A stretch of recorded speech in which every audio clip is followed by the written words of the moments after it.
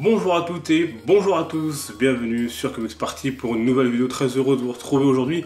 J'espère que vous avez passé une bonne rentrée, que vous avez repris les cours ou le travail, que tout s'est passé. En tout cas, détendez-vous. Aujourd'hui, deux coups de cœur, deux conseils lecture pour bien démarrer cette rentrée avec deux comics que donc j'ai adoré. Et honneur aux femmes, on commence donc avec Wonder Woman tome 1. C'est une saga en deux parties qui s'appelle donc l'Odyssée par Straczynski et Phil Esther et au dessin Don Kramer. Le récit date de 2010 et a été publié donc par Urban Comics dans sa collection DC Classique au prix de 17,50 €. Sachez donc que cette saga en deux tomes revisite les origines de la célèbre guerrière Amazon. C'est donc un bon point de départ pour lire du Wonder Woman, mais rien n'a été gardé de travail de Straczynski quand il y a eu donc ensuite le DC Renaissance en 2011-2012, le DC New 52, puisque les auteurs suivants sont partis sur autre chose. Côté histoire, les Amazones vivent dispersées et persécutées aux quatre coins du monde et continuent de protéger celle qui doit les sauver, à savoir la princesse Diana. Celle-ci se retrouve pourchassée par un mystérieux commando qui ne veut qu'une seule chose, massacrer les dernières Amazones. Diana va devoir comprendre qui elle est pour sauver son peuple. Ce qui m'a beaucoup plu dans cette version de Wonder Woman et dans le fait de revisiter ses origines, c'est qu'il y a une grosse place bien entendu à la mythologie. Si vous aimez la mythologie, si vous aimez l'histoire, et particulièrement la mythologie, vous aimerez cette histoire de Wonder Woman, puisque bien sûr il y a des tas de références qui sont éparpillées tout au long de l'histoire. Vous irez faire bien sûr un tour aux enfers, faire la rencontre de Cerbère, vous entendrez parler bien sûr d'Hadès, vous verrez un Minotaure. Vous entendrez bien sûr parler bien évidemment des Amazones, etc., etc. Si vous aimez l'histoire, c'est sûr et certain que vous aimerez donc cette histoire, ce récit de Wonder Woman, puisqu'on la suit également, vous allez la voir à différentes époques, et c'est très très intéressant de lier tout ça. Autre point fort, les dessins qui sont quand même assez extraordinaires de Kramer. Vous avez une planche là, vous voyez peut-être pas exactement ce que ça représente, mais à voir dans le contexte de l'histoire, c'est vraiment absolument incroyable. Voilà, vous avez une Wonder Woman vraiment badass avec un look différent de celui qu'on connaît habituellement, mais vous comprendrez pourquoi, le comment du pourquoi en lisant l'histoire.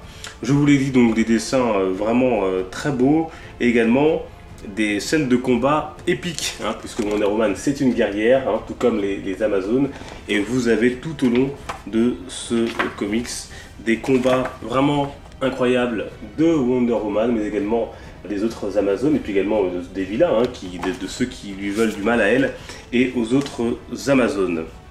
Autre point que j'ai aimé dans ce comics, ce sont les relations entre Diana et les Amazones.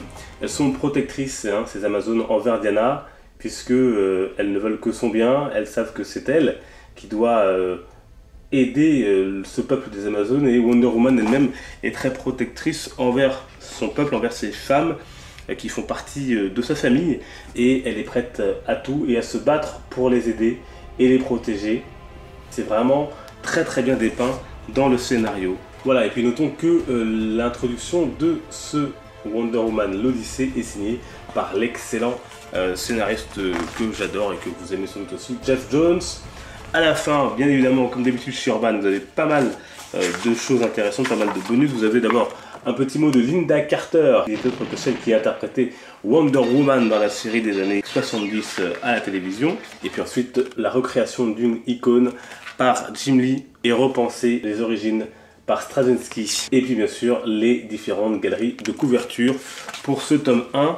Donc moi j'ai très très envie maintenant de découvrir le tome 2, je vais l'acheter pour découvrir la suite puisque ça se lit donc en 2 tomes et c'est donc du très très bon, un super comics que j'ai bien aimé, que je vous recommande donc si vous voulez, pourquoi pas commencer à lire du Wonder Woman dans la collection DC Classique chez Urban Comics.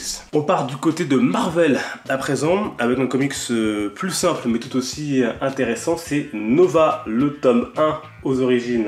Nova, tome 1 aux origines dans la collection Marvel Now, publié en France par Panini Comics, par Geoff Lobb au scénario et Ed McGuinness au dessin. au prix de 14,95 € de comics. C'est paru en France en 2014. Si on fait un rapide point historique sur Nova, vous devez savoir que au départ c'est Richard Riedler qui est apparu sous le costume de Nova en 1976 pour la première fois. Il a été créé par Marv Wolfman et Len Wein. Mais la série n'a jamais vraiment rencontré le succès escompté et en 2011, Jeff Lobb et Ed McGuinness ont introduit Sam Alexander comme nouveau Nova. Ce premier tome de Nova revient donc sur les origines de notre jeune héros, Sam Alexander, qui a 15 ans et qui vit en Arizona avec ses parents, donc son père, sa mère, sa petite sœur.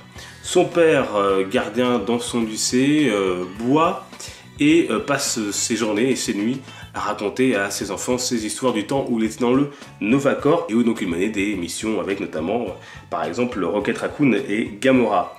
Mais son fils donc Sam ne le croit pas et pense que son père n'est rien d'autre qu'un loser jusqu'au jour où il va être victime d'un accident et se réveiller et tomber nez à nez avec Rocket et Gamora. Alors je ne vous en dis pas plus sur l'intrigue de l'histoire, vous allez le découvrir. Mention spéciale déjà là aussi au dessin.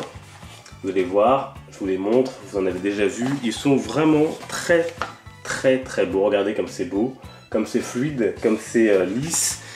Et ça en fait un comics qui peut être lu par de très jeunes lecteurs comme par un public plus adulte. C'est vraiment une facilité de lecture au niveau des dessins qui est intéressante. Et un comics qui est vraiment très beau à voir et à lire. Autre point fort que j'ai bien aimé, c'est de découvrir le tempérament et la vie de ce jeune, de Sam, Alexander, son caractère, la relation qu'il a et qu'il entretient avec son père. On est chez Marvel, donc on a pas mal d'humour, un humour qui fonctionne bien, qui n'est pas de trop et qui est plutôt bien dosé. Ensuite on a également des scènes cosmiques superbes, puisque donc Nova a cette capacité de pouvoir, grâce à son casque notamment, voler dans l'espace et donc respirer dans l'espace, entre autres pouvoirs qu'il acquiert avec ce casque. Et les scènes donc dans l'espace sont vraiment super belles et plutôt bluffantes. Et puis si vous avez vu le film Avengers, bien évidemment vous reconnaîtrez ici les Chitauri notamment qui sont de la partie dans ce comics.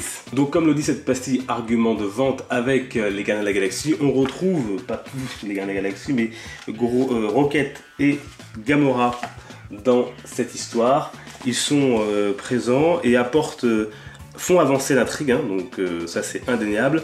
Et bien sûr en plus apporte une petite touche notamment pour Rocket d'humour qui est assez appréciable. Et puis à la fin de ce comics, vous retrouverez dans cette collection deux courts récits qui sont en fait les deux premiers récits de Jeff Lobb et Ed McGuinness autour de Nova lors de la reprise du personnage.